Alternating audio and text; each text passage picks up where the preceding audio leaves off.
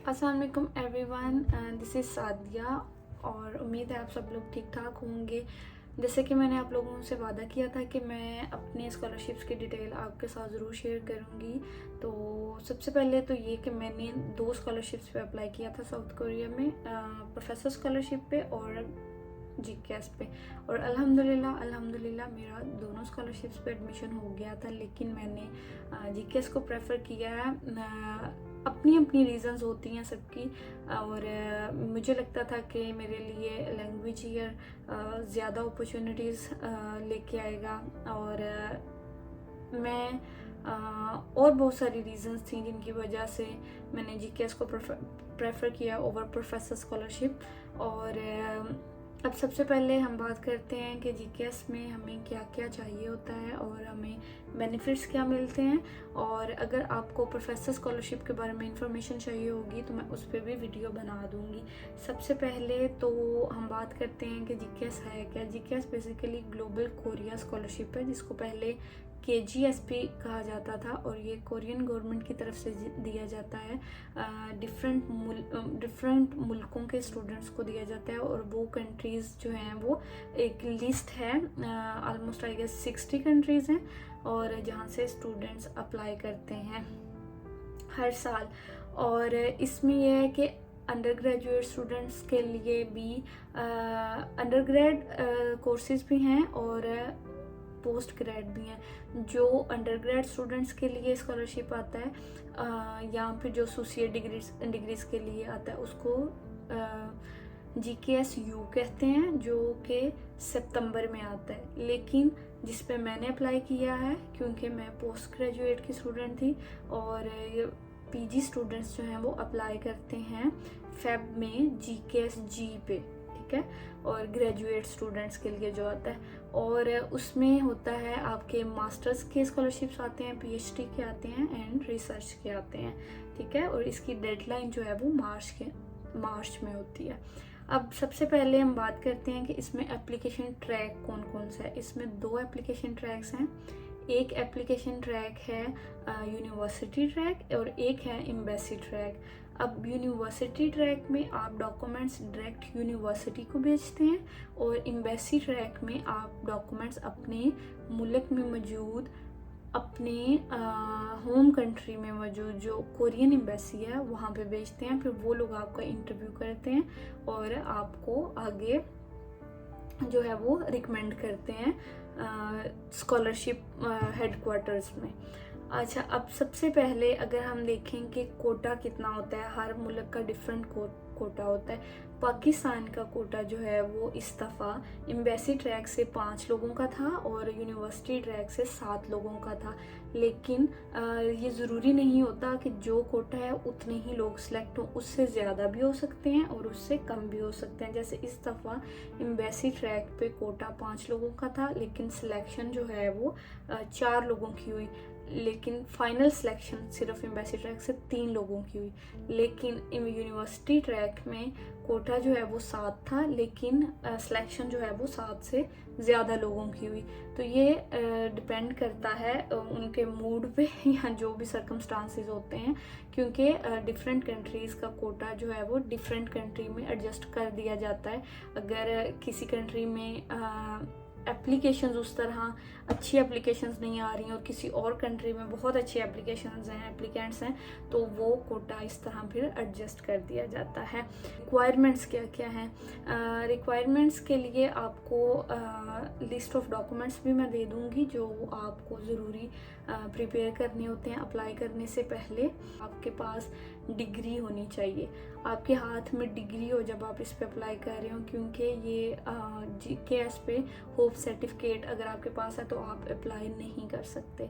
और इसके अलावा आपकी एज 40 से कम होनी चाहिए, आप फिज़िकली फ़िट होने चाहिए, और इसके अलावा जो है वो आपकी कंट्री उन कंट्रीज़ में शामिल होनी चाहिए जिनको GKS ऑफ़र किया जाता है, और पाकिस्तान इसमें शामिल है, तो आपको ये फ़िक्र करने की ज़रूरत नहीं है।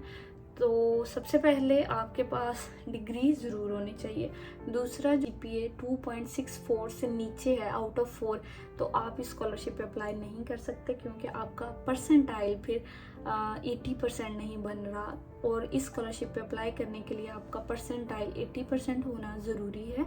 और अगर आपका परसेंटाइल 80% नहीं है और लेकिन आप अपनी क्लास के टॉप 20 स्टूडेंट्स में हैं, तो फिर आप अपने स्कूल से या अपने डिपार्टमेंट से एक सर्टिफिकेट लेके वो सबमिट करवा के तो फिर आप अप्लाई कर सकते हैं।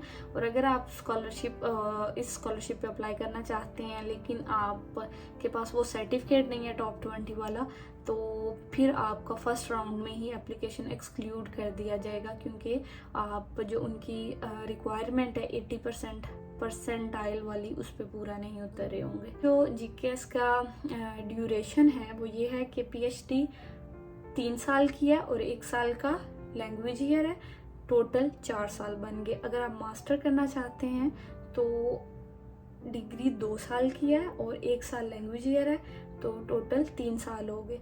अगर आप चाहते हैं कि अगर आप डायरेक्ट अपनी डिग्री स्टार्ट करें तो फिर आपके पास जो है वो टॉपिक होना चाहिए। टॉपिक बेसिकली है कोरियन प्रोफिशेंसी टेस्ट है, और अगर आपके पास इसका लेवल 4 टॉपिक लेवल 4 या 5 है तो फिर आप एग्जेम्प्टेड होंगे, फिर आप डायरेक्ट अपनी डिग्री स्टार्ट करेंगे।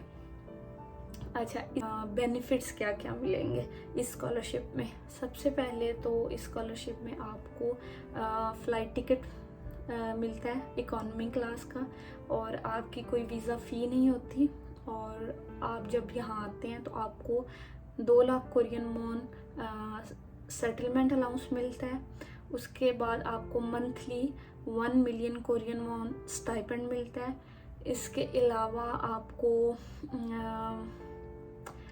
अलावा अगर आपकी कोरियन प्रोफिशेंसी है आपके पास, आप लेवल 5 या लेवल 6 पे हैं, तो 1 lakh Korean von per month आपको उसका मिलेगा। आपको रिसर्च सपोर्ट मिलती है, उसके आपको पैसे मिलते हैं, जो भी साइंस स्टूडेंट्स के डिफरेंट होते हैं और दूसरे स्टूडेंट्स के डिफरेंट होते हैं। उसके बाद आपको जो है वो आपकी ट्यूशन फ़ी नहीं होती, और जब आप डिग्री कंप्लीट कर लेते हैं और आप वापस जाते हैं तो भी आपको ये लोग टिकट करवा के देते हैं। और लेकिन इसके दौरान, अगर डिग्री के दौरान आप आना जाना चाहते हैं कहीं पे भी, मतलब अपने मुल्क जाना चाहते हैं, तो फिर आप अपने पैसों से ईयर में इन्होंने मतलब 2023 में जो इन्होंने नोटिस इशू किया है उसमें इन्होंने बताया है कि जिन स्टूडेंट्स के पास आइट्स या फिर टॉपिक होगा उनको एक्स्ट्रा पॉइंट्स मिलेंगे। मेरे पास आर्ट्स था, मैंने कंपल्सरी बिल्कुल भी नहीं है, लेकिन अगर आप कंपटीशन इतना होता है, आप अपनी एप्लीकेशन जितनी अच्छी बना सको उतना बेहतर है।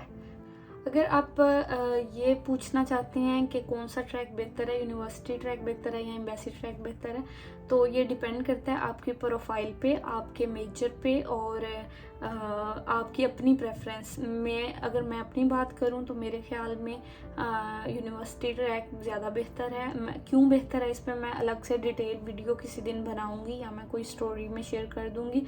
और दूसरा ये कि अगर मैं आपको डिटेल्स बताऊं कि यूनिवर्सिटी ट्रैक में आपको अपने डॉक्यूमेंट्स जो हैं वो अपनी एप्लीकेशन जो है वो यूनिवर्सिटी को डायरेक्ट भेजनी होती है। यूनिवर्सिटी फिर आपको जो है वो एवेलुएट करती है, और अगर आप उनके रिक्वायरमेंट्स पे पूरे उतरते हैं तो वो फिर आपको आगे रिकमेंड कर देते हैं कोरियन गवर्नमेंट का जो इदारा है जो स्कॉलरशिप को डील करता है, जिसको NIIED कहते हैं, और फिर वो फाइनल आपका रिजल्ट देते हैं कि इस बंदे की सिलेक्शन होगी या नहीं होगी। और एम्बेसी ट्रैक में अगर आप अपने डॉक्यूमेंट्स एम्बेसी को भेजते हैं, फिर एम्बेसी आपका इंटरव्यू करती है। अगर एम्बेसी वाला इंटरव्यू आप क्लियर कर जाते हैं तो फिर आपके डॉक्यूमेंट्स जो हैं वो कोरियन गवर्नमेंट के अदारे में भेजे जाते हैं, कोरिया में NIIED में, और वहाँ से फिर जो आपने 3 यूनिवर्सिटीज़ सेलेक्ट की होती हैं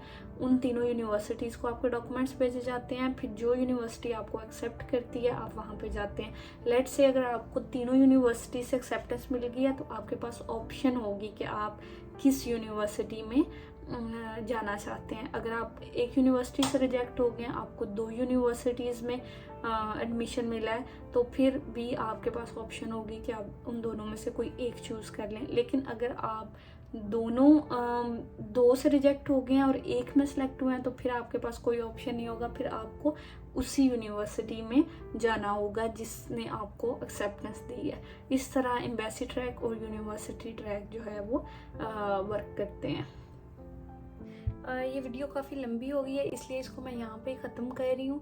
अगर आप लोग चाहते हैं कि मैं अपना पर्सनल स्टेटमेंट, स्टडी प्लान भी आप लोगों के साथ शेयर करूँ, तो आप मुझे कमेंट सेक्शन में बता सकते हैं। और इसके अलावा जो है ये वाले जो डॉक्यूमेंट्स हैं मैंने कहाँ से टेस्ट करवाए, क्या प्रोसीजर था, वो भी मैं आपके साथ शेयर करूँगी। इस वीडियो में मैं इसलिए नहीं अब दिखा रही क्योंकि ऑलरेडी वीडियो काफ़ी लंबी हो चुकी है, तो फिर इसके लिए मैं एक सेपरेट वीडियो बनाऊंगी। आपका कोई भी क्वेश्चन हो, कोई भी सजेशन हो, कोई बात समझ ना आई हो आपको, तो आप मुझसे पूछ सकते हैं। Thank you so much for watching this video. Take care. अल्लाह हाफिज़।